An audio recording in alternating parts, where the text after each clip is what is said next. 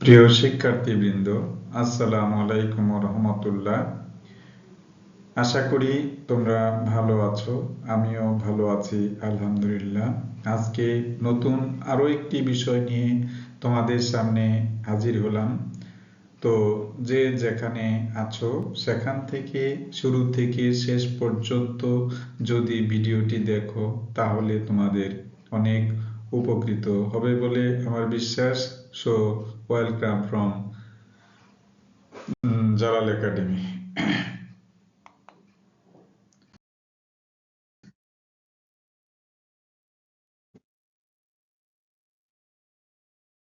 যদি কোনো problem face করো অবশ্যই এখানে হোয়াটসঅ্যাপ নাম্বার দেওয়া আছে 01711488315। এখানে ফোন করলে তুমি সমস্ত ওই প্রবলেমগুলার সলভ পেয়ে যাবে। আর যদি সম্ভব না হয় তাহলে ইনবক্সে তোমরা অবশ্যই আমাকে কমেন্ট করে জানিও, তাহলে পরবর্তীতে ফুললি কমপ্লিটেড যেখানে প্রবলেম তোমাদের আছে সেটা আমি সমাধান করে দেওয়ার অবশ্যই চেষ্টা করব।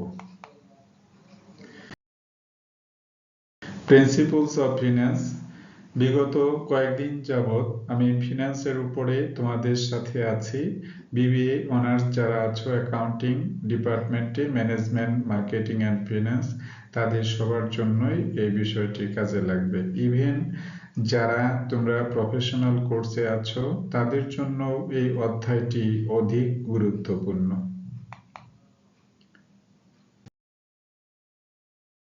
এছাড়া যারা ইন্টারমিডিয়েট 2025 সালে পরীক্ষা দিতে যাচ্ছ তাদের জন্য কাজে লাগবে। তোমাদের এইচএসসিতে যারা পড়াশোনা করো তাদের দুটো পার্ট আছে। একটা হলো ফিন্যান্স অ্যান্ড ব্যাংকিং প্রথম পত্র, ফিন্যান্স অ্যান্ড ব্যাংকিং দ্বিতীয় পত্র। প্রথম পত্রে তোমাদের ম্যাথমেটিক্যাল টার্মস, দ্বিতীয় পত্রে থিওরিটিক্যাল টার্মস। তো আমি তোমাদের প্রথম পত্র নিয়ে আলোচনা করতেছি, আশা করি তোমাদের কাজে আসবে। যারা বাংলা ভার্সনে আছো তারা বাংলায় লিখবে, যারা ইংরেজি ভার্সনে আছো তারা ইংরেজিতে লিখবে। পার্থক্য এতটুকুই, জাস্ট অঙ্কের ফ্রেম এবং সব কিছু একই থাকবে, তবে শুধুমাত্র ইংরেজিতে লেখা। চ্যাপ্টারটা হচ্ছে রিস্ক অ্যান্ড রিটার্ন। তো রিস্ক অ্যান্ড রিটার্ন নিয়ে তোমাদেরকে বিগত ক্লাসে বলেছি রিস্ক হচ্ছে জাস্ট ঝুঁকি। আমরা এটা জানি, মোর রিস্ক মোর গেইন, অর্থাৎ যত বেশি ঝুঁকি থাকবে গেইন তত বেশি হবে, আর ঝুঁকি কম থাকলে গেইন কম হবে। ঝুঁকি যদি নাই থাকে গেইন হওয়ার কোনো সম্ভাবনা বা পসিবিলিটি নেই। রিটার্ন বলতে এখানে আমরা প্রফিট কি হারে অর্জিত হয় সেটা আমরা বোঝাতে চেয়েছি। সেই বিষয়ে আমি পরবর্তীতে একটা ম্যাথমেটিক্যাল প্রবলেম নিয়ে তোমাদের সাথে আলোচনার আগেও করেছি, আজকেও একটি আলোচনা করব, বাট ডিটেলসে যাইতে গেলে আরো 2-1 দিন সময় লাগবে। রিস্ক মেজারমেন্ট যেটার মাধ্যমে আমরা করে থাকি সেটা হচ্ছে তোমার average, standard deviation, coefficient of variation. আমি গত ক্লাসে বলেছি যে এটা প্রফিটের মাধ্যমে হতে পারে, মানুষের বয়স দিয়ে হতে পারে। সাপোজ ধরে নাও কোনো একটা প্রতিষ্ঠানে অথবা কোনো একটি ফার্মে বিগত 5 বছরে কোনো একটা বছরে লাভ হয়েছে 50,000 টাকা, আবার পরের বছরে লাভ হয়েছে 60,000 টাকা।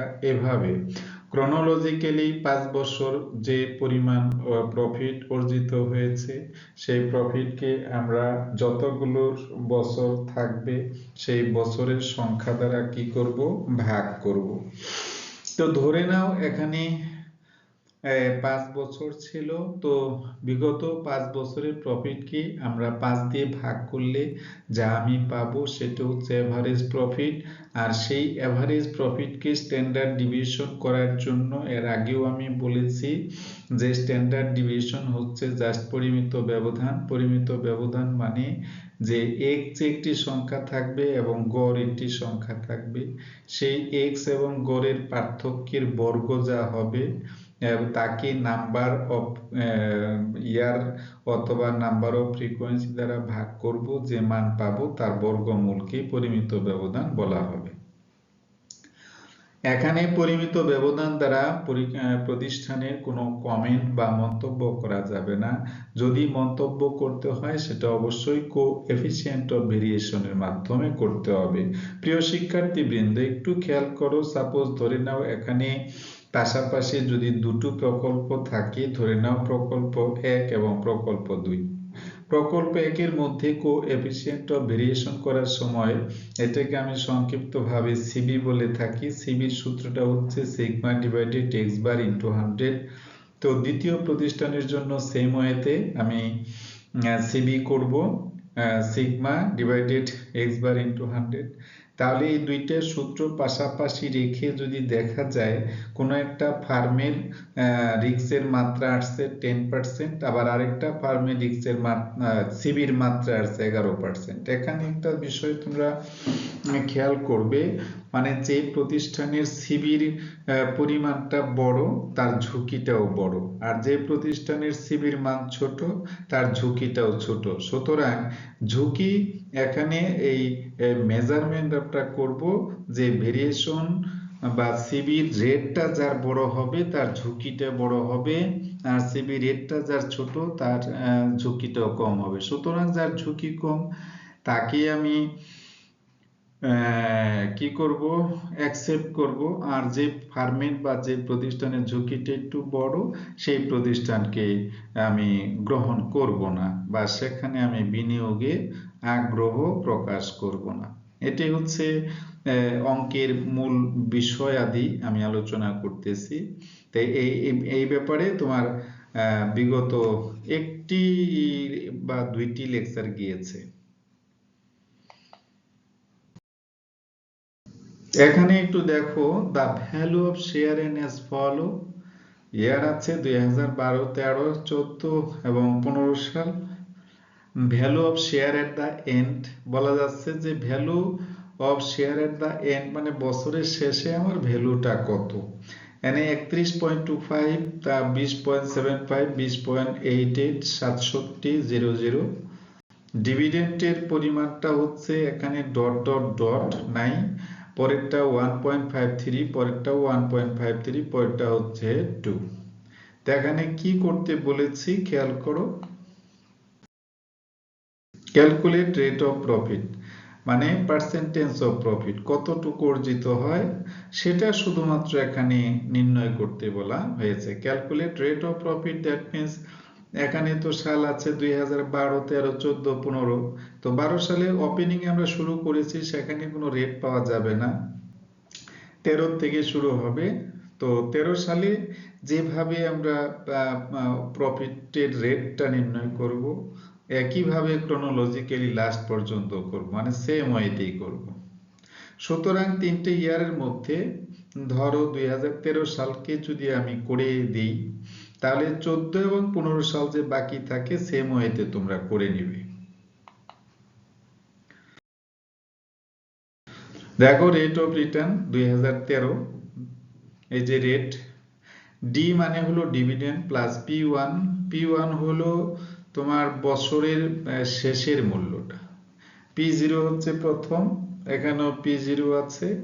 তো ডি 1.53, P1 হলো দেখো যে P1 হলো 20.75, আর PO হচ্ছে 31.25। তাহলে ডিভিডেন্ড প্লাস এই যে 20.75 মাইনাস 31.25, সূত্র অনুযায়ী জাস্ট ভ্যালুটা বসিয়েছি, নিচে 31.25 ইন্টু 100।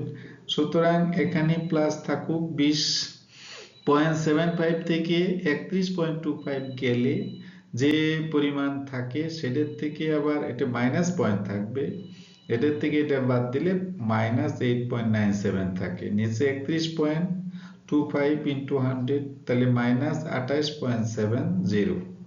এখানে এটা আমরা 2013 সালেরটা নির্ণয় করেছি।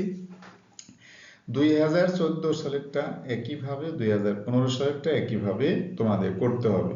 যদি তোমাদের কিছুটা আর্নিং হয়ে থাকে বা অর্জন হয়ে থাকে বা মেধার কোনো পরিবর্তন হয়ে থাকে বা বিকাশ ঘটে থাকে, তাহলে অন দ্য বেসিস অফ 2013 সাল you have to running 2014 and 2015. For the year 2014 and 2015 to be complete same way, অর্থাৎ 2013 সালে যেভাবে আমি ম্যাথমেটিক্যাল প্রবলেমটার সমাধান করেছি 2014 এবং 2015 সালে সেম ওয়েতে তোমরা কমপ্লিট করবে।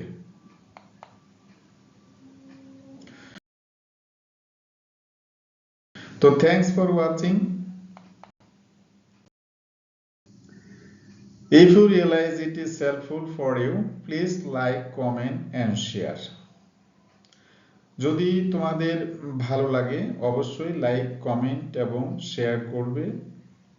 আর যদি কোথাও বুঝতে প্রবলেম হয় আমাকে ইনবক্সে জানাও, আমি তোমাদেরকে বোঝানোর চেষ্টা করব। সেই পর্যন্ত যে যেখানে আছো ভালো থাকো, সুস্থ থাকো এবং নিরাপদে থাকো। আসসালামু আলাইকুম ওয়া রাহমাতুল্লাহ ওয়া বারাকাতুহু।